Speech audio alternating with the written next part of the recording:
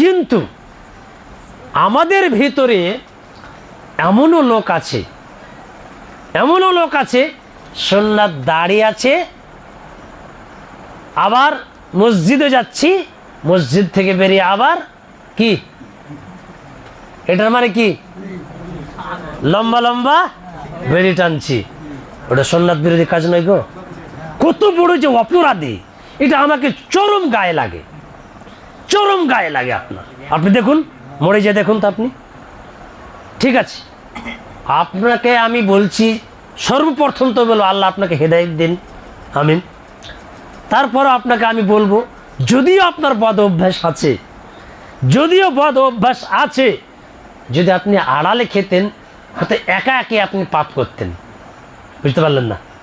কোনো পাপ, আমরা সকলে পাপের সাথে জড়িত, মৌলভী মাওলানা হাজি গাজী সকলে কোনো না কোনো পাপের সাথে জড়িত আছি। তো আমি বলতে চাচ্ছি, আমরা তো পাপ করছি, তো আপনি যদি ওই পাপটা আড়ালে করতেন, তো আপনি একা একই করতেন নাকি?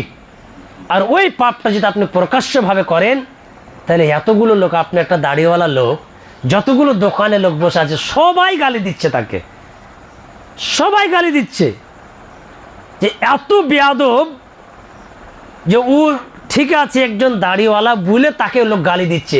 তাহলে দাড়ি যদি না থাকতো, তাহলে মানুষ এতটা গুরুত্ব দিত না। বুঝতে পারছেন না কথা? তো সুন্নাত রেখেও আমরা কি করি? সুন্নাত বিরোধী কাজ করি। অনেক এগুলো আমাদের মাঝে বদ অভ্যাস আছে।